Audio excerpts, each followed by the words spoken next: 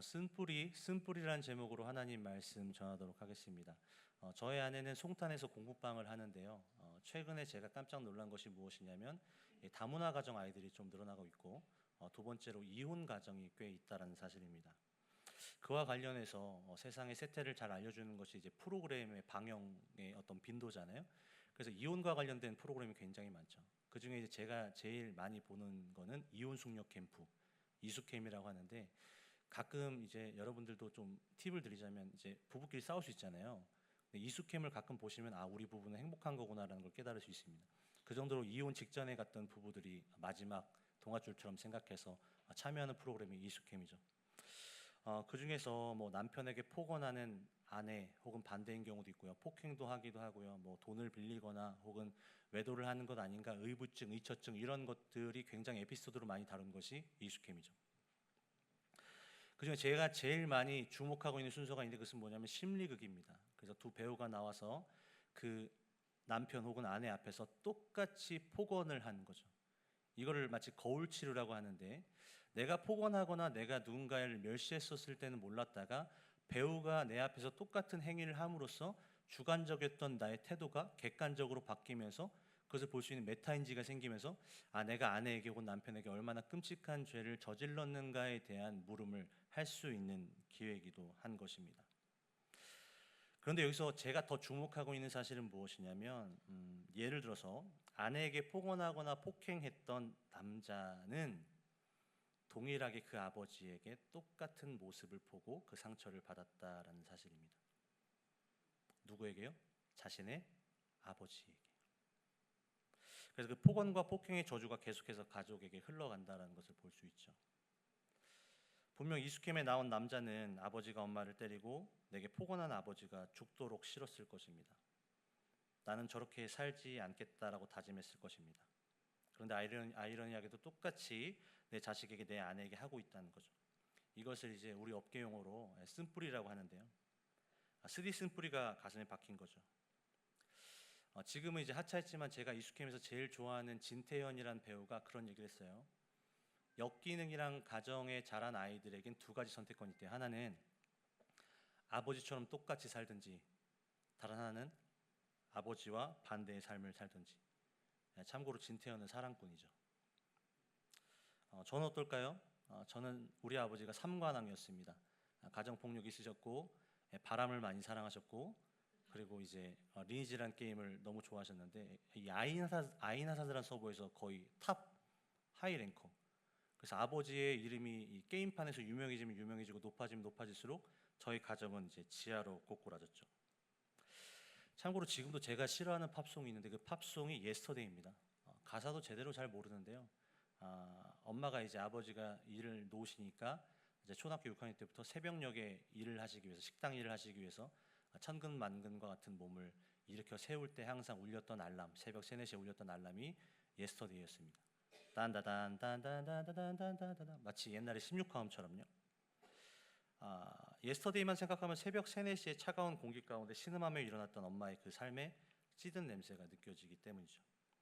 저도 그래서 진태현처럼 2번을 선택했습니다. 그런데 제가 결혼 생활하면서 여러분 제일 비참할 때가 언제인지 아세요? 그토록 증오하고 싫어했던 아버지의 모습이 은연중에 가정생활 가운데 저를 통해 드러날 때입니다.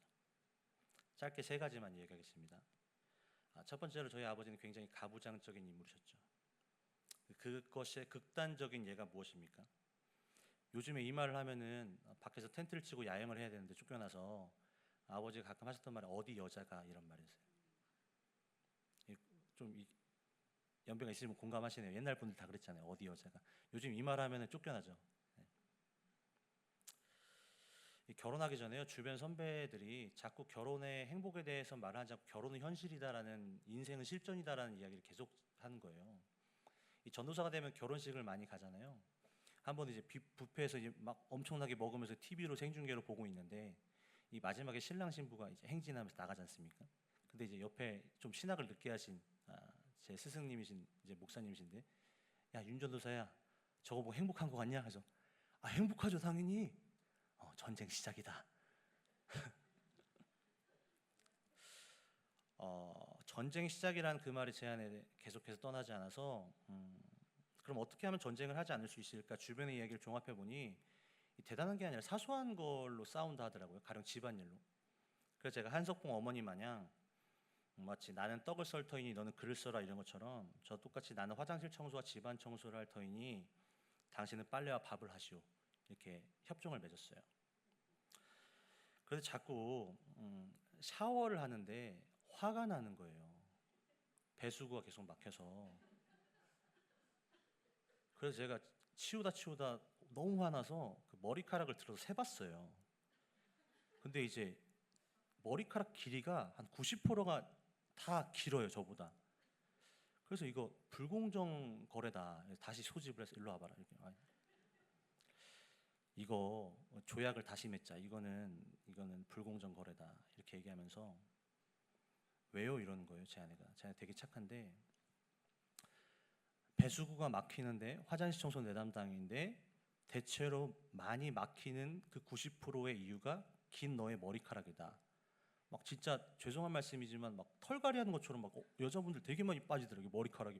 너무 스트레스 받는 거예요. 그래서 제가 이거 협약 다시 맺자 이러니까 그 착했던 그 제 아내가 눈을 부릅뜨면서 저한테 그럼 밥은 오빠가 해요 이런 거예요. 그 제가 속으로 너무 화나서 적반하장도 유분수지 여러분. 왜 밥은 내가 해? 이러니까 제 아내가 오빠가 저보다 밥 많이 먹잖아요 이런 거예요. 순간 이게 비참한 마음이 올라오는데요. 제가 이 제 아내와 이 말싸움의 일가견이 있는데 제가 말싸움에 졌다라는 것의 비참함도 물론 있었지만 더 근본적인 비참함은 그거였어요. 아내가 눈을 부릅뜨고 저에게 얘기했었을 때 마치 아버지가 제 귓가에 대고 어디 여자가 그토록 담기 싫어했던 그 아버지의 음성이 그 상황 속에서 제 안에 다시 살아나는 걸 보고 굉장히 비참함을 느꼈습니다. 두 번째로 이제 아버지는 굉장히 물건을 아끼셨죠. 그래서 여러분 옛날에 소파를 사면 이제 뭐 예를 들어 삼익 가구 이러면 이제 소파 이 가운데 종이 붙이는 거 있잖아요. 뭔지 아세요? 포장지 같이 가운데 삼익 막 문양이 있고 삼익 소파에서 이제 그 가로로 이제 대각선으로 이제 종이 포장지가 있었거든요. 당연히 그냥 오면 뜯는 거예요. 근데 그걸 못 뜯게 했어요, 몇 년 동안. 그게 사가서 없어질 때까지. 제가 평택에 이사했을 때 1992년인가 3년에 이사했는데 처음 입주하니까 아파트가 있잖아요. 이 창문 틀을 갑자기 앞에 뽑는 거예요, 8층에서. 근데 모든 아파트가 오픈돼 있어서 6층으로 가서 그 창문을 바꿔서 다시 8층으로 끼는 거예요. 아버지 왜 그래요? 그러니까 창문에 기스 났다고 8층께. 참 많은 이런 것들을 좀 봤죠. 가장 저에게 상처는 저는 이제 8살 동생 유치원이었나 아무튼 유치원도 못 들어갔나였는데 이 바둑을 하다 보면 이제 장판 있지 않습니까? 옛날 장판 종이였어요. 아세요? 아파트 종이 같은 재질이었거든요. 이 장판이 좀 찢어졌어요. 근데 아버지가 누가 그랬네요. 근데 아버지 성품을 제가 알잖아요. 그래서 제가 했거든요, 사실. 근데 이제 여러분 아담과 하와가 죄를 짓고 남 탓을 하잖아요. 저도 죄인이었어요 그때. 그래서 동생이 따자마자 동생 뺨을 딱 후려치는데요. 날라갔어요. 그런 집안에 태어나다 보니 참 많이 눌렸었죠. 그래서 이제 아버지가 또 차를 굉장히 아꼈습니다. 갓그랜저라고 옛날에 그 좀 있으신 분들 타는 중고로 샀긴 했지만 근데 아버지 고향 부여에서 그 차를 한번 열었는데 가가각 소리가 나는 거예요. 연석 같은 데 걸려서 제가 열었는데요. 순간 다리 위였는데 뛰어내려야 되나? 이런 생각이 들 정도로 굉장히 아버지는 물건을 아끼셨죠. 그러다가 여러분 제가 2년 전에 새 차를 뽑았잖아요. 사실 제 사정에 뽑을 차는 아닌데 이 고속도로 가다가 이제 시동이 한 2번 꺼지면 새 차를 사야겠구나 생각이 들어요. 그리고 이제 고속도로 IC 또 이제 가기 전에도 또 중고차를 또 바꿨는데 또 한 번 시동이 꺼지고 해서 내가 이 원래 기독교인들 중에 이제 목회자들은 이제 빛의 자녀가 아니라 비대 자녀잖아요. 그래서 그럼 이제 할부를 하고 내가 어떻게든 이제 차를 바꿔야겠다. 생명이 더 소중하잖아요. 죽으면 무슨 의미입니까? 또 내 자녀가 타야 되니까. 그 무리해서 이제 새 차를 샀는데 제 큰딸이 요즘 화려한 걸 좋아해서 화려한 구두를 신고 뒤에서 발길질 하는데 그 새 차 에어컨 그 바람 나오는 곳에 처음에 여러분 실먼지인 줄 알았잖아요. 제가 실먼지인 줄 알고 바람을 불어도 먼지가 날아가지 않고 계속 비벼도 없어요. 먼지가 아니라 기스가 확 난 거예요. 그래서 제가 정색하고 유나야 너 앞으로 구두 신지 마! 이렇게 이야기를 하고 또 비참했죠. 아, 내 안에 여전히 아버지의 닮기 싫어하는 모습이 살아있구나. 오래 기다리셨어요. 마지막이에요. 제 아내가 참 좋은데 제가 2년 전까지 제 아내한테 뭐라고 했냐면 호구라고 했어요. 호구. 왜냐하면 인터넷 최저가보다 몇백 원 더 비싸게 사면 제가 못 견디는 거예요. 그래서 내가 왜 그럴까 고민하다 갑자기 주마등처럼 딱 한 장면이 스치는데, 아버지가 처음에 기흥에 사셨었고 그리고 이제 평택으로 이사 왔는데 자동차 조인트 부품 이런 거 하셨거든요. 근데 기흥에 있었을 때부터 알았던 카센터 사장님이 평택으로 와서 없던 부품을 아버지 평택의 아파트에 와서 그 부품 빌려간 거예요. 근데 아버지가 없었고 엄마만 있었는데 엄마가 뭘 알아요. 그냥 빌려가겠다고 하니까 이웃쯤이 가져가세요 해야지. 근데 아버지가 오면서 노발대발하면서 그거 5만 원 받을 수 있다고 왜 손해를 보냐고 계속해서 잔소리를 하는 거예요, 엄마한테. 여러분 그때 당시 뭐 대중교통이 제대로 있었습니까? 1990년대 초반이었는데 어린 제 동생을 포대기에 메고 초등학교 혹은 유치원이었던 저를 손잡고 물어서 버스를 타고 그 기흥 카센터까지 갔어요. 그리고 저희 남편이 5만 원은 받아야 된대요 라고 이야기를 했어요. 그러니까 그분이 필요 없을 것 같아요. 다시 돌려드릴게요 라고 와서 왔던 게 기억이 나는 거예요. 제가 엄마와 그 동생이 그리고 제가 참 그 기억 가운데 불쌍하게 여겨졌는데 제 아내를 불쌍하게 하고 있더라고요. 제가 호구라고 말하면서. 지금은 호구라고 이야기 안 합니다. 네. 제가 왜 이런 구태기 꺼내기 힘들고 싫은 과거를 꺼냈을까요? 야곱에게도 쓴뿌리가 있었거든요. 그 쓴뿌리가 무엇이죠? 아버지의 편애였습니다. 하나님께서 분명히 야곱을 선택한다고 하셨는데 너무 웃기지 않아요? 이삭이 단순히 고기를 좋아하는데 고기 사냥을 잘하는 취향의 문제 따위로 형을 더 사랑하는, 다시 말해서 그 편애의 쓴뿌리가 야곱에게 계속해서 있었죠. 자기가 그토록 닮고 싶지 않았던 거였을 거예요. 그런데 어떻게 하죠? 누구를 똑같이 편애해요? 요셉을 편애하죠. 여러분 브루스 월키라는 굉장히 저명한 신학자가 있어요. 이 두꺼운 책, 창세기 두꺼운 주석에 뭐라고 얘기하냐면, 제가 좀 약간 편집을 했는데 한번 띄워주시겠어요? 한번 읽어볼까요? 시작. 야곱이 요셉을 사랑한 이유는 단순한 편애가 아니라 그는 여전히 장자권에 뭐하고 있었다고요? 반항하고 있었다. 저는 이 위대한 신학자의 이 해석을 전적으로 공감합니다. 야곱은 물론 요셉을 사랑하긴 했겠지만 더 궁극적으로는 자신이 받았던 그 편애의 출발인 장자권에 반항하고 있는 거예요. 그래서 르우벤을 사랑하지 않고 요셉을 사랑하게 된다는 거죠. 여러분 그래서 어떻게 합니까? 채색옷을 입히죠. 채색옷은 굉장히 화려하고 이 끝까지 오는 거거든요. 팔 끝까지, 이거 아래까지. 그러니까 작업복이랑 전혀 어울리지 않죠. 근데 또 요셉이 눈치가 있었어요, 없었어요? 없었죠. 형들 일하고 있는데 뒷짐지면서 루벤 형 저기 양똥 떨어지는 거 안 보여? 제대로 안 해? 아버지한테 이른다. 레위 형 저기 양털 꼬였잖아. 빨리 빗질 좀 해줘.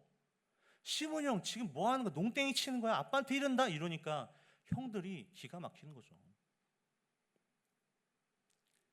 그런데 클라이막스는 뭐냐면 갑자기 꿈을 꿨대요. 형들이 나한테 절을 한대요. 또 해와 달과 11별이 자신에게 절을 한다는 거예요. 정리하면 형들 나한테 절하게 된 인생을 살 거야. 여러분 근데 궁금하지 않으세요? 이렇게 하겠다고 죽일 정도인가? 죽일 마음을 가질 정도, 더 나아가서 노예로 팔 정도인가라는 생각할 수 있잖아요. 근데 여러분 이때 당시에 뭐가 없었냐면 따라볼까요? 개꿈. 따라봅시다. 개꿈. 개꿈이 없었어요. 쉽게 말하면 이때 당시에 꿈을 꾸면 반드시 예언적으로 이루어진다라는 어떤 성취적인 개념이 이 당시 세계관에 꽉 차 있었어요. 다시 말해서 꿈은 개꿈이었고 꿈을 꾸면 무조건 하나님께서 이루신다라는 그 가치관이 이때 고대 근동사회에 있었단 말입니다. 그럼 그런 관점에서 여러분, 형들이 가뜩이나 편애 때문에 짜증나고 가뜩이나 난 작업복이고 똥 묻히고 오줌 묻히고 양털 묻히는데 쟤는 채색옷 입고 뒷짐지고 걸어가고 있는데 그것도 화나 죽겠는데 조금 있으면 쟤랑 헤어지겠거니 아니면 나는 그래도 좋은 날이 오겠거니 이런 희망을 품고 그래 양동치울 수 있잖아요. 근데 꿈을 꿨는데 결과론적으로 바뀌지 않을 인생이 된 거예요. 영원히 나는 요셉이라는 저렇게 미워하는 동생 녀석에게 절을 한다라는 그러한 미래가 요셉을 통해서 드러나게 된 거예요. 그럼 어떻게 해야 돼요? 그게 싫으면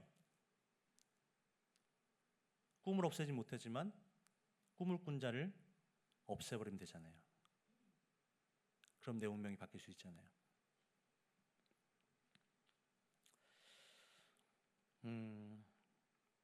여러분, 이런 끔찍한 일들이 왜 벌어지냐면 오늘 설교 제목처럼 쓴뿌리이기 때문입니다. 우리는 혹시 쓴뿌리를 상처라고 생각하는데 성경은 조금 더 깊게 얘기하죠. 우리 히브리서 12장 15절 한번 볼까요? 읽겠습니다. 시작. 너희는 하나님의 은혜에 이르지 못하는 자가 없도록 하고 또 쓴뿌리가 나서 괴롭게 하여 많은 사람이 이로 말미암아 더럽게 되지 않게 하며. 여기 쓴뿌리는 단순히 상처를 이야기하는 것이 아니라 사실 이 배경이 되는 말씀이 신명기 29장 18절인데 한번 읽어보겠습니다. 시작. 너희 중에 남자나 여자나 가족이나 지파나 오늘 그 마음이 우리 하나님 여호와를 떠나서 그 모든 민족의 신들에게 가서 섬길까 염려하여 독초와 쑥의 뿌리가 너희 중에 생겨서.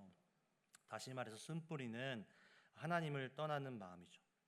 다시 말해서 이걸 정리하면 하나님의 은혜보다 다른 것들을 붙잡는 거예요. 마치 내가 부모님에게 받았던 어떤 상처들 같은 거예요.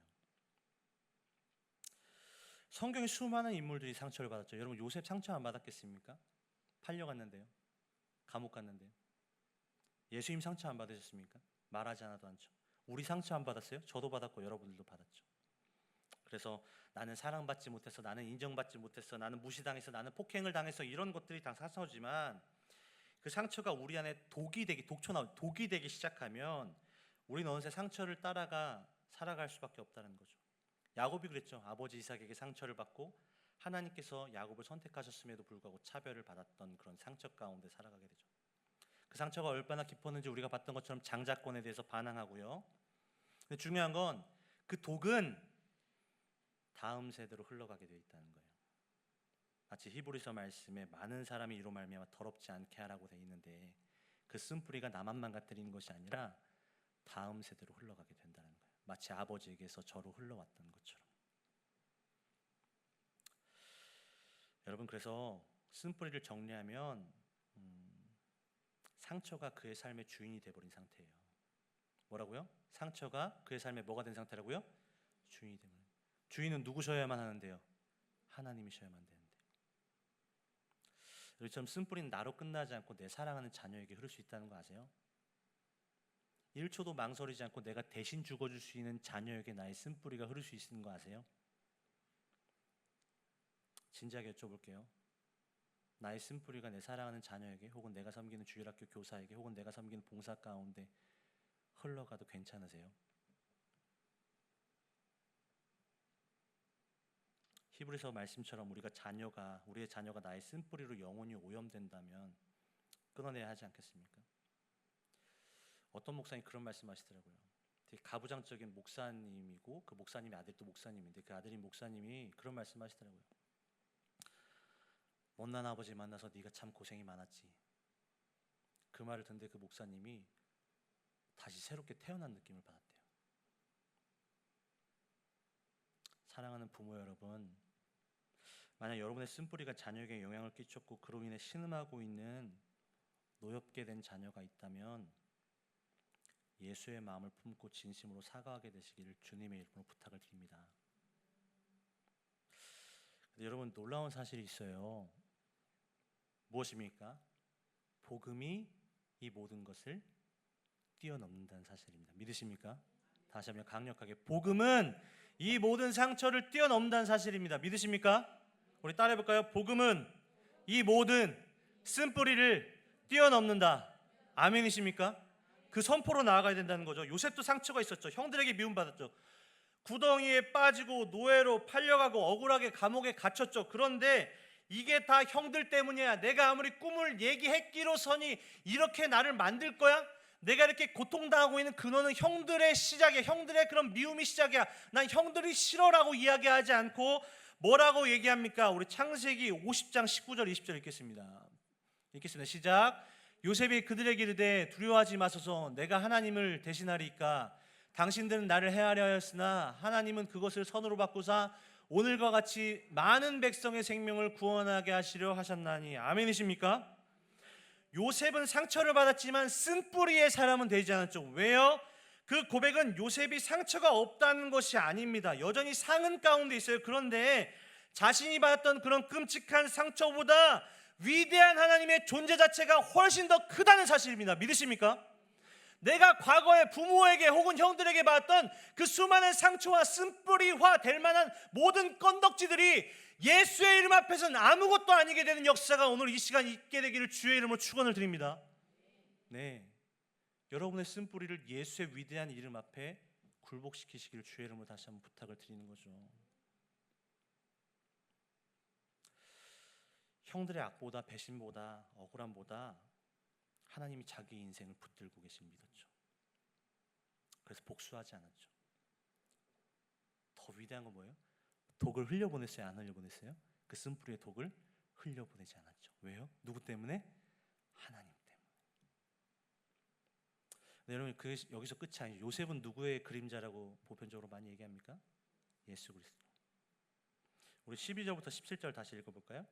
12절부터 17절입니다. 창세기 시작. 그의 형들이 세겜에 가서 아버지의 양떼를 칠 때에 이스라엘이 요셉에게 이르되 내 형들이 세겜에서 양을 치지 아니하느냐 너는 그들에게로 보내리라. 요셉이 아버지에게 대답하되 내가 그리하겠나이다. 이스라엘이 그에게 이르되 가서 내 형들과 양떼가 다 잘 있는지를 보고 돌아와 내게 말하라 하고 그를 헤브론 골짜기에서 보내니 그가 세겜으로 가니라. 어떤 사람이 그를 만난즉 그가 들에서 방황하는지라. 그 사람이 그에게 물으리되 내가 무엇을 찾느냐. 그가 이르되 내가 내 형들을 찾으오니 청하건대 그들이 양치는 곳을 내게 가르쳐 주소서. 그 사람이 이르되 그들이 여기서 떠났느니라. 내가 그들의 말을 들으니 도단으로 가자 하더라 하니라. 요셉이 그의 형들의 뒤를 따라가서 도단에서 그들을 만나니라. 이 말씀을 보면 여러분, 야곱이, 다시 말해 이스라엘이 요셉만 사랑한 건 아니에요, 그죠? 더 사랑했을 뿐이지. 그 사랑하는 아들을 보내잖아요. 근데 그 거리가 헤브론에서 세겜까지 약 80km예요. 80km. 걸어서 열심히 걸으면 사나흘 걸리는 거리죠. 그런데 세겜에 가니까 또 그 주변 사람이 어디에 있다 그래요? 도단. 20km 떠가야 돼요. 약 100km를 간 거예요. 여쭤볼게요.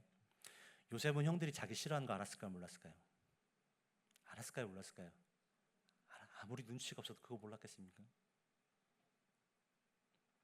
그런데도 가죠. 왜죠? 보냄을 받은 아들이었으니까. 보냄을 받은 아들이었으니까.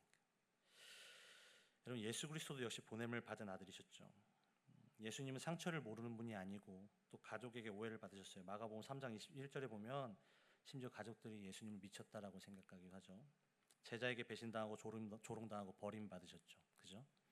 그리고 처절한 십자가에서 깊은 상처를 받으셨죠. 그런데 중요한 것은 뭐냐면 예수님은 상처를 다시 상처로 돌려주지 않으신다라는 거죠.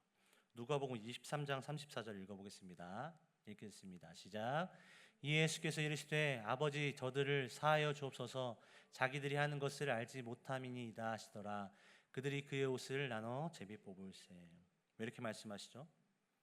예수님은 우리의 상처를 모르는 분이 아니라 따라해볼까요? 우리의 상처를 품으시는 분이다. 아멘이십니까? 정말 믿음으로 고백하십니까? 우리의 독을 품고 우리의 죄를 짊어지고 우리의 쓴뿌리를 끊어내시기 위해서 죽으셨다가 부활하신 그 예수 그리스도, 그분이 저와 여러분들의 주인 되는 것을 믿으시기를 축원을 드립니다. 더 이상 상처가 주인 되어서 쓴뿌리화 되는 것을 막으시기를 주의 이름으로 축원을 드립니다. 말씀을 정리하겠습니다. 여러분 안에도 저보다 더 심했겠죠. 그 시절은 부모에게 받은 상처가 있으십니까? 말로 설명하기 어려운 아픔이 있으십니까? 괜찮은 척했지만 아직도 붙들고 있는 상처가 있으십니까? 그 상처가 오늘 당장 내 기억에서 사라지지 않을 수 있죠. 그러나 예수 그리스도 안에서는 그 상처가 더 이상 주인이 될 수 없습니다. 야곱처럼 반복하지 마십시오. 쓴뿌리는 끊지 않으면 반복됩니다. 그러나 그리스도 안에서는 어떻게 돼요? 끊어집니다. 야곱처럼 반복하시겠습니까? 아니면 예수 그리스도의 능력을 힘입어서 끊어내시겠습니까? 다시요.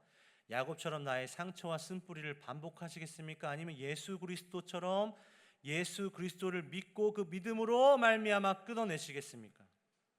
그리스도께로 나오십시오. 나오십시오. 오늘의 쓴뿌리를 유일하게 끊으실 수 있는 분은 그리스도 한 분밖에 없는 줄로 믿습니다.